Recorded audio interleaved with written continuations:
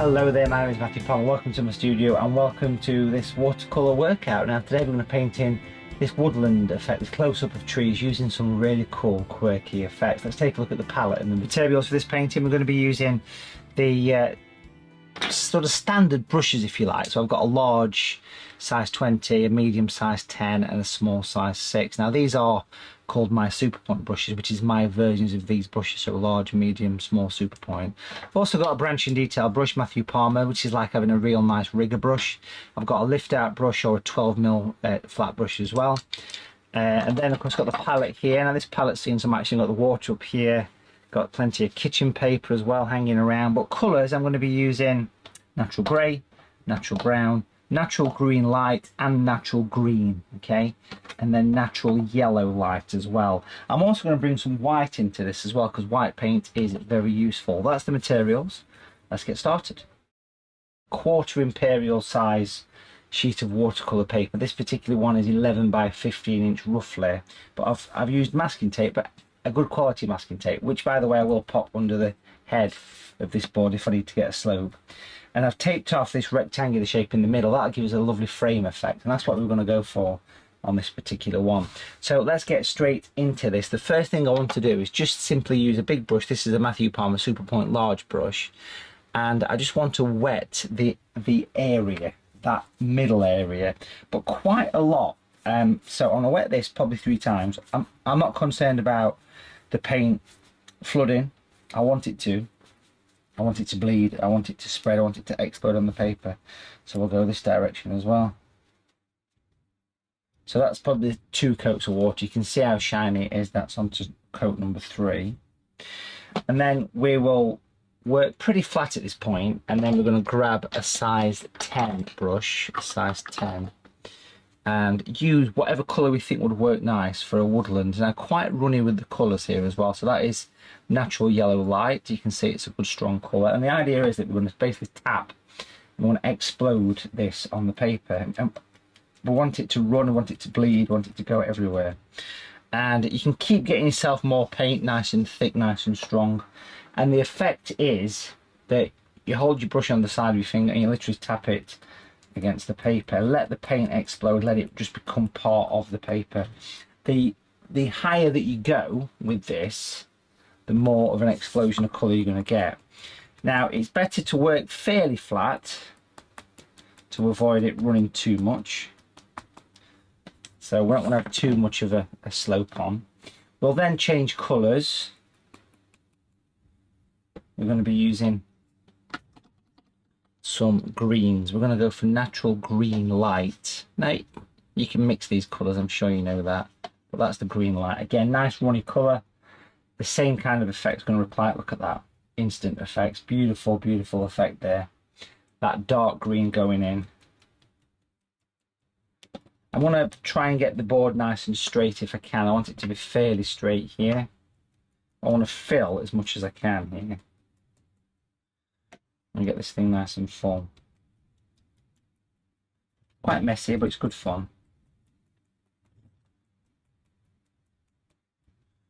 So don't be afraid of letting the paint spread. And if we come back to the palette just for a second, we can add a bit more water to that green so it's even more runny.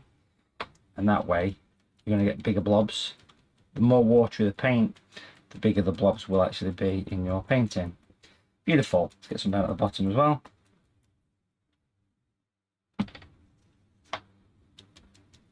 I think that the temptation is to focus on the middle, so just try and make sure you get the corners in and the edges. Let's go darker. Let's add some natural green, the darker green. There's 2 greens, there's green light and green in the natural range. I've added some natural green with the light green. That'll give us that slightly darker colour. Look how the paint's running, look how it's bleeding. Bleeding paint. I don't mind a bit of bleeding paint. I love how this just evolves on the paper here.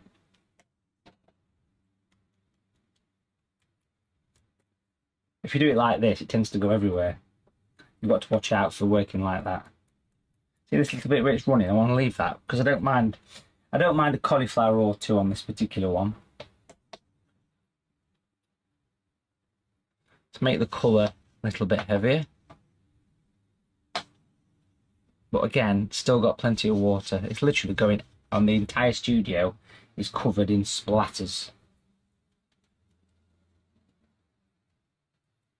What I will do is just have this brush on standby, the size 20, and I'm just going to watch out for it running too much, because that seems to be a little bit of a well seems to have appeared just there, so I want to watch out for that. Gentle taps of the darker green.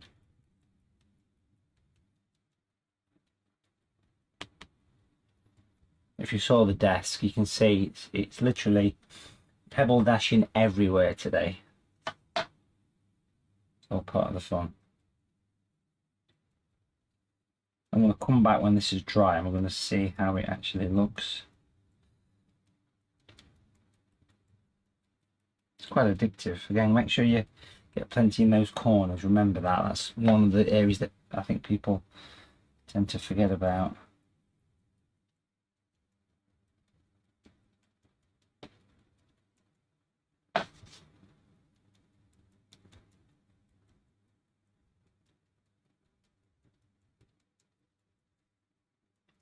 Again, there's still a bit of a build up there. That's where the water's running down. So I'm just using this brush just to mop away that. I don't mind a little bit of that, but I don't want too much. Then we'll go a little bit stronger and even add a touch of blue to that colour to make it a little bit darker again.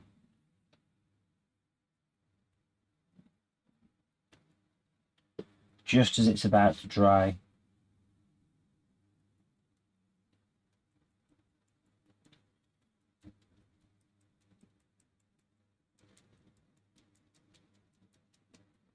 What a very interesting effect. Now after you've done this, you will need to have a shower. It actually goes everywhere. But it's just bloody good fun. And of course, there's no reason why you can't just come back to another colour at any point. So if you said, well, you know what, I fancy a bit more light green, just grab some light green.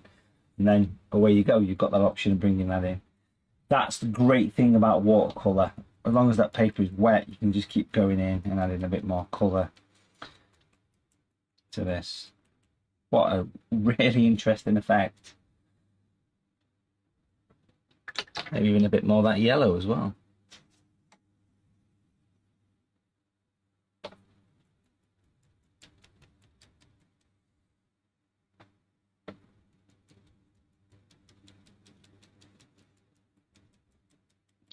Now literally, I'm going to do one more little mop up there. What I want to do now is clean that brush out.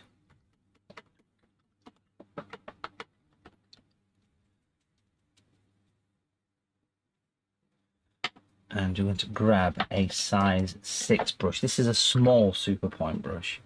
And here I'm going to be using some natural brown mixed with some natural grey. So it's a fairly strong colour, but the secret is to be quite dry with this. So you need, excuse me, you need the kitchen paper, tap off that excess. And the plan of action here is to go in and start to do some misty trees. Now I want to angle the board a little bit here. I'm going to do some lines going up. Just straight up here. Because I want this to look as though they're in the mist, you see. So I'm picking the paint up, I'm giving it a couple of taps on tissue. That's going to give me control. Now, literally, the paper is really wet here. But that's a good thing. That's a good thing. Mixing a bit more colour there. Ran out of it already. But so you can see it's quite a strong colour, can't you?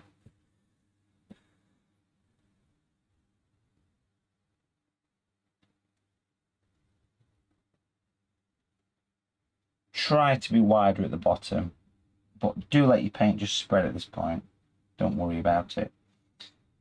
So these are the misty outer focus trees. The depth in the woodland. You could bring in a few variations. You could sort of literally branch out just a little bit, not too much on that, but there's no reason why you couldn't branch out a little bit here. Especially as it's starting to dry, you can see how the paint is nicely spreading. how the paint is running and becoming part of the picture. But a great time to do it as well, this is wet. Revisit some of those first ones as well. This is a good advert for a nice paper, a good cotton paper like this Prestige paper here. It stays wet a long time, which means you can get some lovely effects of out of focus. And along the bottom, along this bottom ridge, you can still see that water gathering there. It just likes to gather there. So I've got my brush again just to... There's obviously like a bit of a pit that's developed, because watercolour paper naturally goes wavy when it's damp.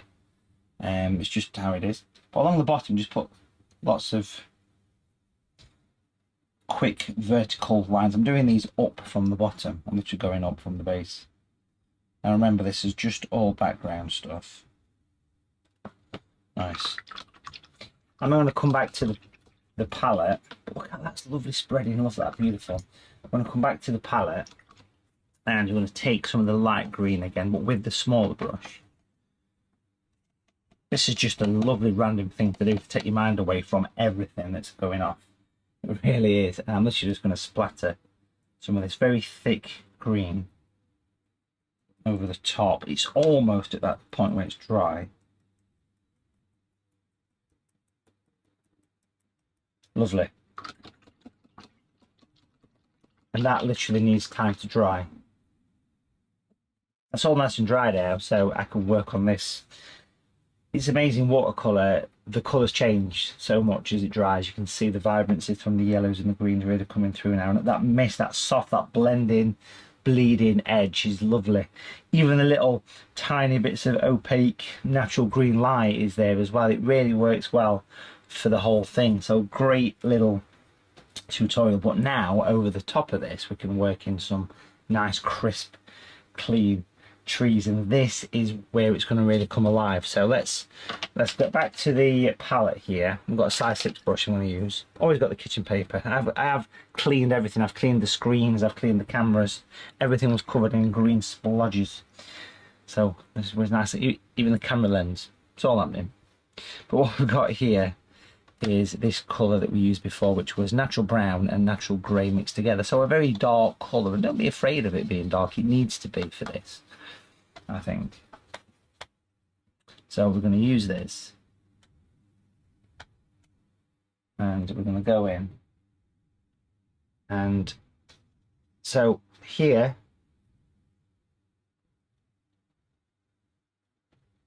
so that's all nice and dry now.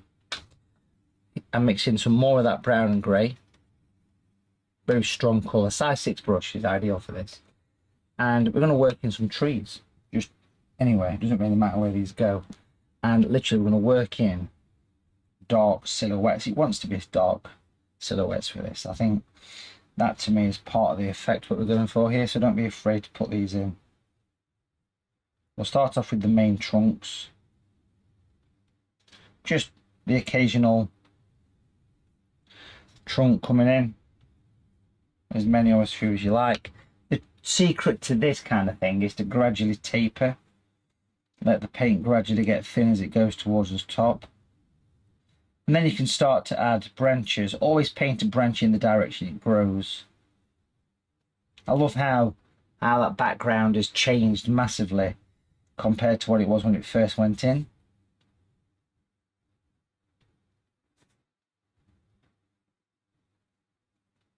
So we're painting trees, but we're not necessarily painting a full tree. We're just doing the tops of the trees, if you like. And using a size 6 brush. This is actually a Matthew Palmer Super Point brush, but just a good quality size 6 brush will be fine here. But look how you're creating that depth already. You got that mist, you got that lovely, beautiful out of focus thing going off here.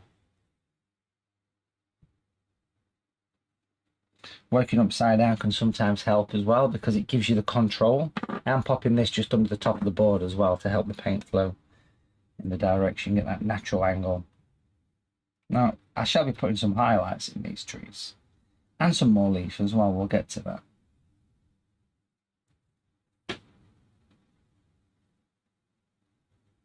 You can see I can go as fine as the brush lets me.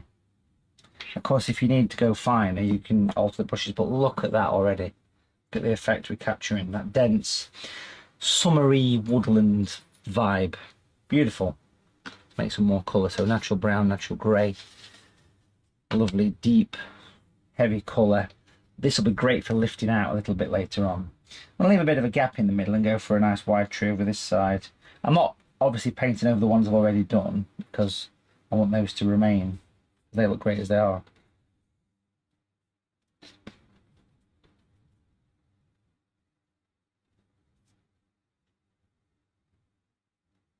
Branching out.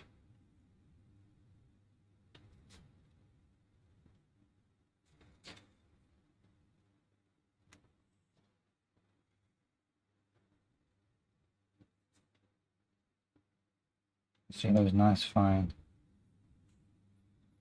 branches.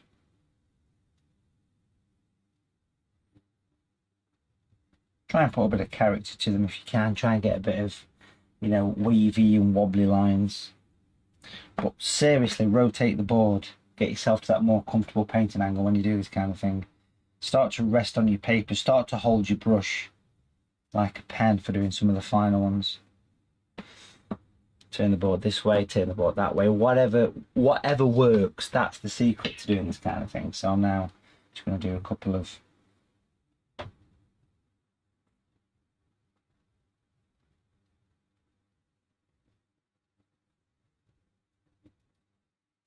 final ones.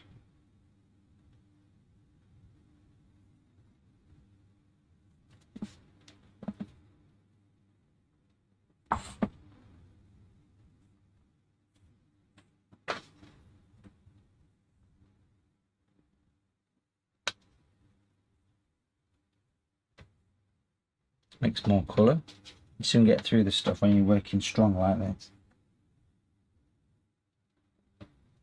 Lovely effect.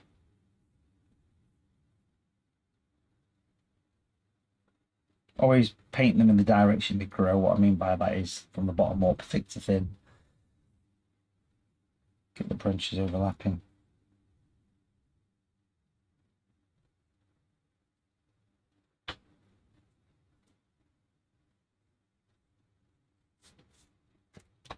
It's nice.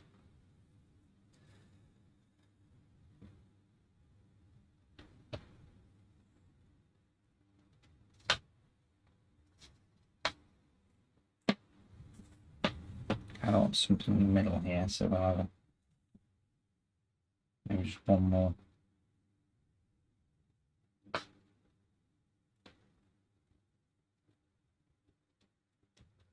One more tree going in there.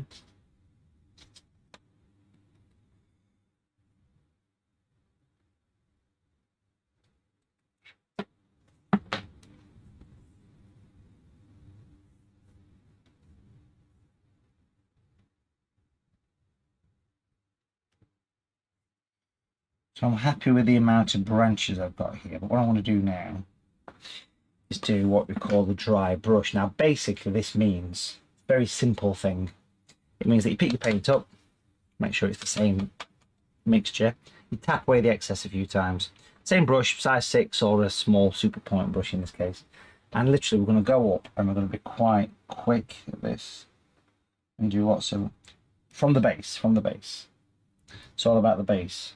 No treble. We're going to go up from the bottom. And you sort of flick the brush upwards, and this will give you that impression as though you've got all this darkness at the base working up towards the top. So literally flick the brush upwards. Beautiful way of working. And it's one of those effects that will work nice and settle it all down. I'm looking forward to taking the tape off of this one. That'll give an effect. Try and get some quite high as well if you can. Get that nice mixture, that nice transition from the two. So you've got some small flicks like here. Then you've got some tall ones that go quite a way up. To give it all the base. I'm in the middle. I kind of like this light in the centre. So I'm just going to sort of ease the dry brush in a little bit. Again, look, I'm just about to run out of colour.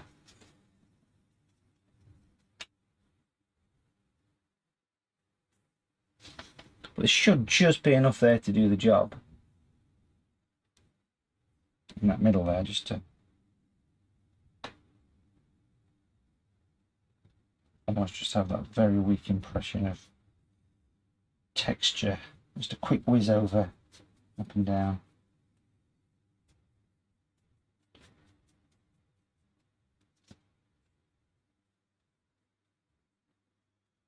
I'm literally scraping the last little bit of colour here, which means I've not even got to worry about dabbing it on the kitchen paper because the paint is drying off, to be honest. Beautiful.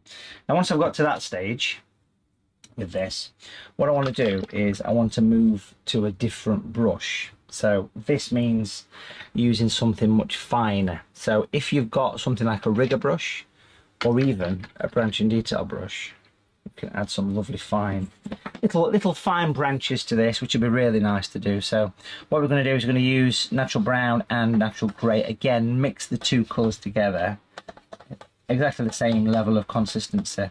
But what I've got here is a Matthew Palmer branch and detail brush, which is basically a rigger brush that's got this reservoir that holds the colour. Because one of the issues with rigger brushes is that they do tend to run out of paint quickly, where this will feed that nice fine tip. And the simple logic here is just to add a few finer branches if you feel the need. I mean, you might not need to put any finer branches in. I don't want many of these, that's for sure. Again, same logic, paint them as they grow. Rotation of board always helps with this kind of thing.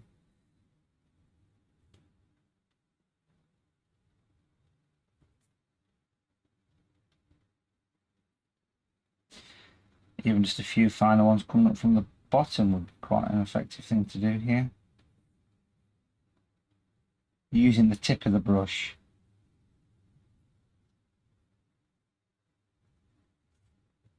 Got a few branches weaving around, it always looks nice.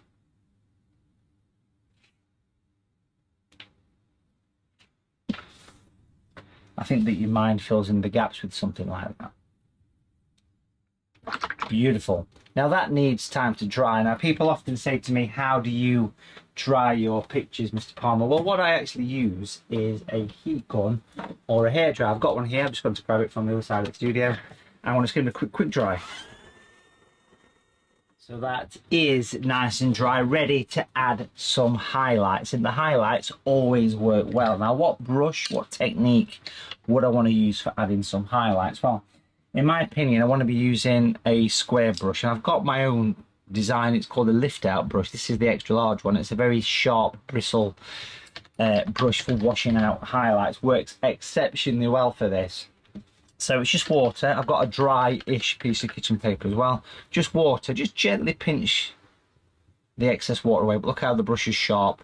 Now this is a 12mm, half-an-inch brush that I'm using for this, which is ideal. And we're going to go in and have some fun. Now you can get the branches to really interact at this point. What I mean by that is you can wash off colour so easily and wipe it with tissue. So basically you can bring branches and get them almost overlapping the tree. Can you see how I've lightened that branch there? You can lighten branches as they come into the tree and then just dab it with tissue and it'll take the paint off with ease. Of course you can go up the trunk of the tree as well, put some light in the tree if you want to. You can do that quite easily. Diagonal lines tend to work well for this. You see how it's putting some light in the tree, and because the paint was quite heavy, you can see the paint on the brush though. Sometimes a couple of coats works better. I've just lightened, sorry, I've just cleaned the brush a little bit more there. Again, putting a few more highlights in place. Beautiful effect. You can make the tree look three-dimensional here. You can even lighten some of the background as well. Just put some highlights coming up from these bottom trees. Really quite an effective technique. So it's just water. And then, I mean, this is a great example, this one here. You could really make this branch just leap off the paper just by putting some highlights in.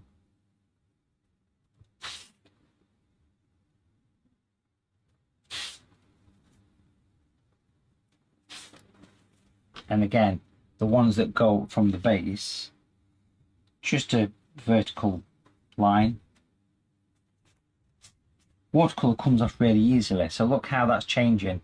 If we was to compare the two sides, compare this side to that side, you can see that clear difference already between the two. And literally, it's just a case of using a bit of water through your fingers. Do that off the picture.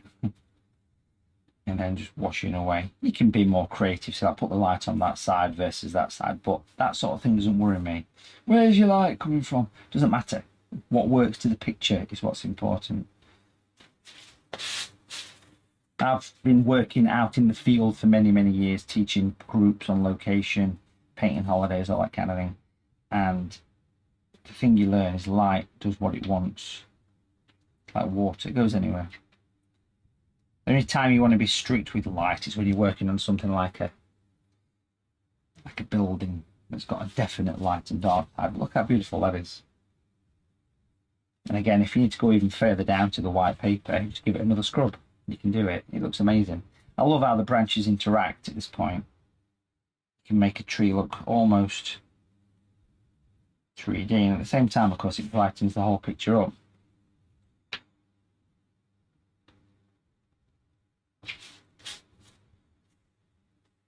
You can overlap branches, you can get them overlapping like this, like I said. See how that one's lighter in front of that one? A very clever little trick. Right in the middle here, I just want to clean the brush a little bit more. Reload the brush, if you like. Just get those fingers through it so it's just down. But right in the centre, this little open space, I want to put some light in there. So there's almost some pale highlighted trees and just do the white. Try and fade those up if you can. So imagine lighter trees. Can you see what I mean by that? And just do as many of those as you want. You could, if you feel it's looking a bit dark in one particular place, you can go in and wash out some more light. The more vertical lines you add to this, the more of a woodland effect. This is quite solid here, so I just want to get a bit more light in this first tree that we did. This big, thick, heavy tree wants a bit more light at the bottom. That's better. Instant effect, log. So you get the twisty, transparent vibe coming through. It's translucent, really, isn't it? But you know what I mean.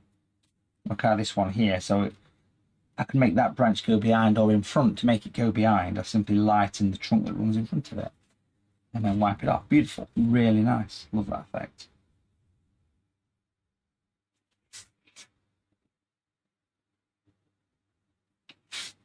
Quite addictive, you'll find that.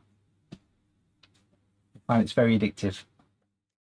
Love that effect, looks really nice. But what we're going to do now is put a layer over the top of this. So for this, we're going to jump back to the palette and we're going to use actually some white paint, okay? So I'm going to pop a little bit of white. This is natural, it's kind of Matthew Palmer, super opaque, natural white, liquid, give it a good shake. I've got some of that there. We're going to use this with a size 6 brush to start with, and we're going to mix it with the green, the light green, natural green light is what I'm using here, which in itself is quite opaque. You get plenty of that green in there, so you get that lovely transparent liquid green mixed with the opaque white. So you get that sort of sagey green. This is going to be the real light foliage, the real light trees that you're going to get. You think about it. See the colour all right there. And we're going to turn the board this way and we're going to splatter one more time, but be a bit more controlled about the splatter. So I'll put a layer of opaque leaf over the top, which will be really effective actually. So I'll pick a bit more colour. You can make it as green as you like, but my advice to you is keep the colour quite opaque. Keep it, you know, not too green.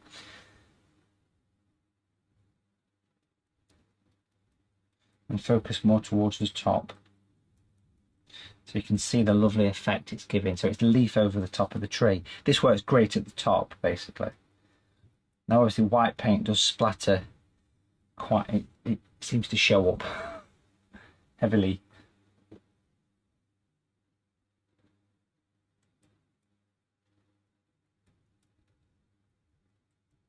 But a really interesting technique to try if you've never tried splattering. It's quite addictive. Lovely effect right there. I would do a little bit lower down as well. I wouldn't do too much. A little bit down here.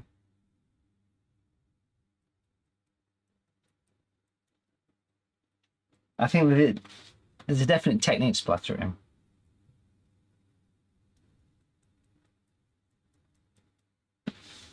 Beautiful. I'm going to do the size 10 brush now. And you can barely see that colour, it's quite light obviously, but when you use the size 10 brush, you can see it on the brush there, the greeny, opaque colour. Just do a little bit of this, not too much. This will splatter quite heavy. Focus this one more towards the top. Again, bounce it on your finger. Very gentle taps is all you need for this. Do practice the effect.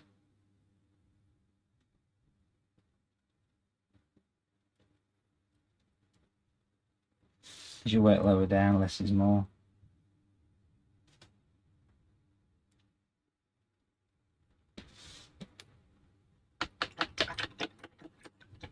Nice clean brush. That white paint will stain everything, and then what's lovely about this, well, it doesn't stain but it goes everywhere. What's lovely about this is we can take the tape away and it'll leave a lovely framed picture. Quite a satisfying thing to look at that. I love it. Really nice. Well, I hope you enjoyed this watercolour workout. Look at that beautiful, lovely close-up of a woodland. Really love that, and I love the fact that it's splattered like here, and it just looks so nice. I love it. It just makes such a nice thing. It's a pleasing thing to do. It's very much escapism. Thanks for watching. Take care, and I will see you very soon. Bye for now.